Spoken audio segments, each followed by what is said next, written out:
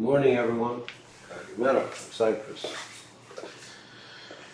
I wanted to share with you a couple of things that have been on my mind. I've been sort of working on this, so I don't know how else to show it because I haven't, set up anything on this computer. Now, here I am showing two different lines going upwards. It's a very basic diagram. You either start with 44 inside or you start with 64 across. So if you hit, for example, all inside exposure, so it takes you, if you hit all inside numbers, basically what this shows that you need about four rolls in order for you to be in the money. And for the all inside or across exposure, you need something like 5 rolls to 5.5 to get across the line. So that's the case where you get all inside numbers. Now after that, let me just I did a different one where I hit 3 inside and 2 4/10s basically, just to demonstrate how this changes everything. So basically you start with 64 or 44 and you get paid across when everything is inside, but as soon as a number a 4 or 10 hits, then things change and you get to the pass line in 5 throws with the across, and it takes you about, I don't know, 6 throws. So the others were combinations thereof.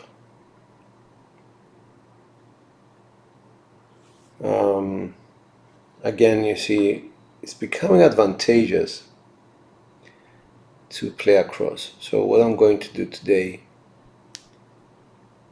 is to try and have a comparison between the two. So I'm going to set up two different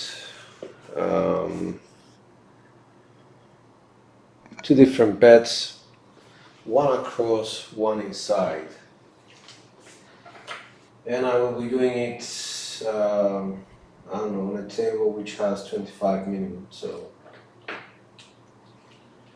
let me just set this up for you to be able to see.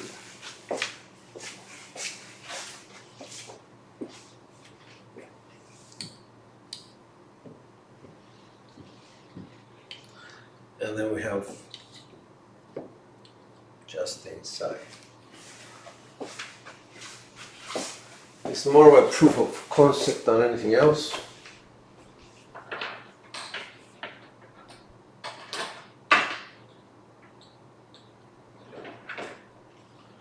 Let me just bring some of this here.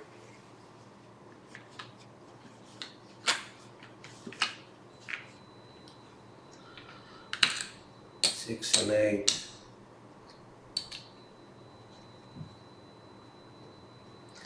And we're going to demonstrate 1, 2, 3, 4, 5, 6, 2. We're going to demonstrate how each bankroll does, how much this is going to be the exposure. So I'm going to put the exposure somewhere here. This is 1, 2, 3, 4. That's 110 inside. And as I collect, I'm going to reduce the stacks.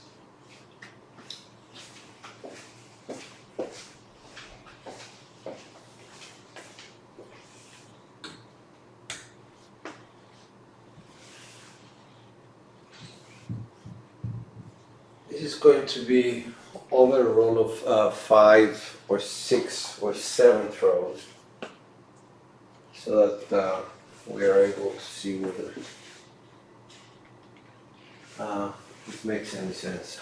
It's just a proof of concept. I apologize if anything goes wrong. We're going to start with 3, 2, 3, 6.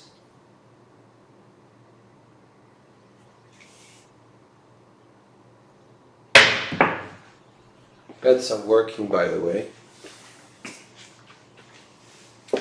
So we hit a 4.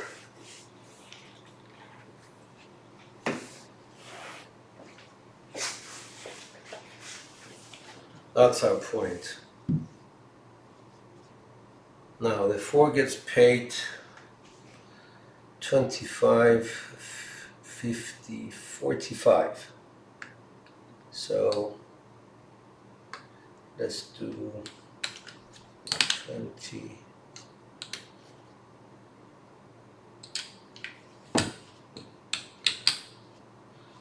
And from here we can do it like so. 1, 2. 25. Let's break this down.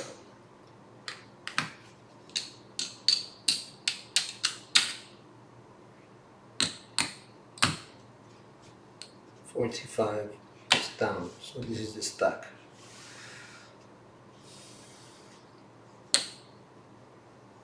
This goes away. So exposure is significantly down now.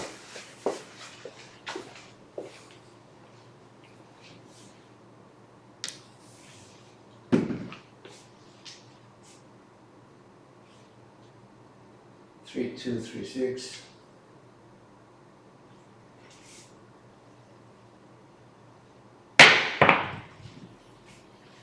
Six, 4, 10.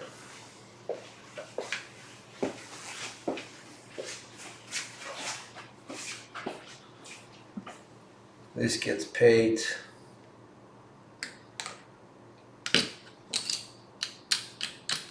45.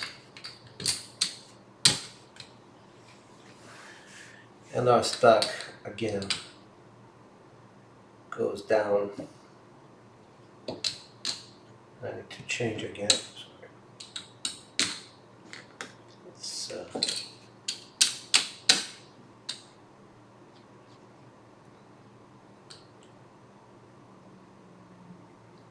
not sure these are, but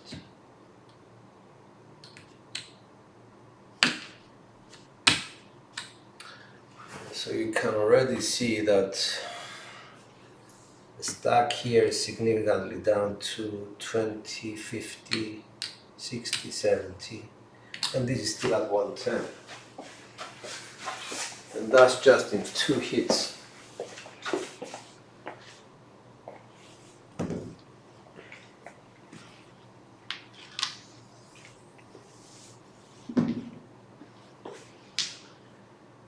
Three, 2, 3, 6.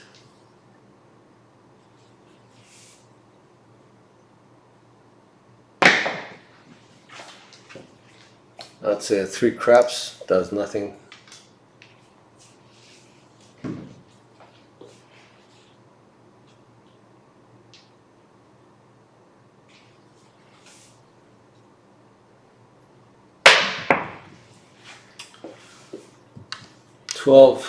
Does nothing.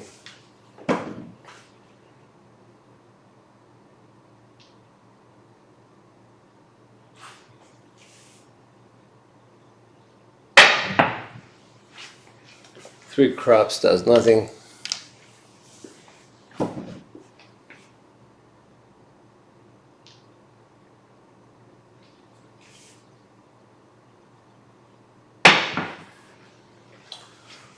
Six, 2, 8. Okay, so now the inside starts getting lower as well, but let's do the outside first. So we get paid 30 on that.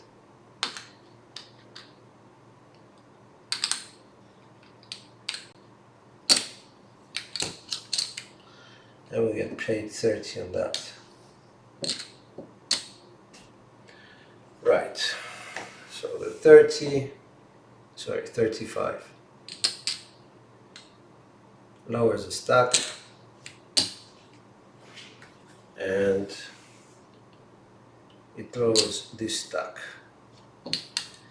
So now we're at 75 on the inside and only 35 on the outside. I think we're at score hit number 3.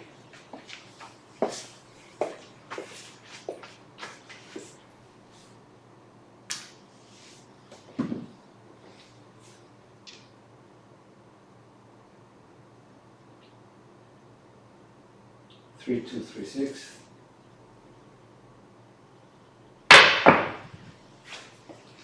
And we're at a 6-1-7 situation.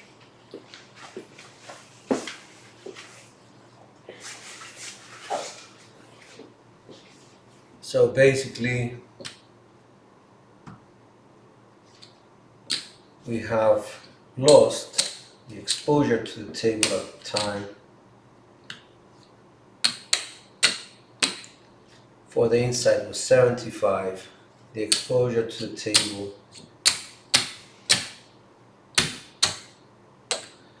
for the across was just $35. We lost on both, but we managed to collect a lot more on the across rather than the inside. This is a proof of concept more than anything. And the reason I was doing this, I was trying to mess around with decisions and risk, and the only way I could actually come up with a way to demonstrate it is to actually put some numbers down and run a few scenarios during the first 4 or 5 rolls. After that, the decision tree just becomes just too complicated. It has a lot to do with other things. For example, how did you do in the previous round? Are you up? Are you down? Was the shooter good shooter? Does he look like a good shooter? Does the crowd have confidence in him and things like that? And believe it or not, we get affected by all these things that are going on around us. And excuse me, we get affected by what happened previously, as opposed to just having a decision tree which is more solid, more founded on reason, as opposed to the moment kind of thing. Now, I know you cannot discount what's going on at the table, especially whether somebody is a chicken feeder or a proficient shooter, but it's so very important to have a set of rules to understand the risk that you're placing at the table, whether it's across, whether it's inside, whether you're going, to do the DC.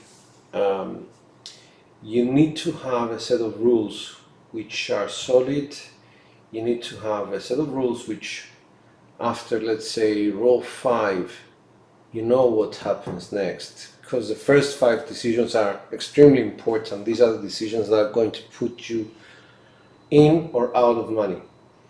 So in my opinion, I believe that practicing strategy should extend first of all to the 5 decisions, and those 5 decisions should be able to make you your money back.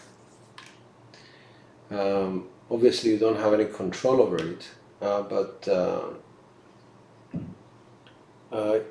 you should try and stay disciplined to what you decide. So yeah, that's my 2 cents for this morning. This is George from Cyprus. I think I've dropped a hell of a lot of frames this morning, but hoping that you got the gist of it. Thank you very much for watching me. Kalimera from Cyprus.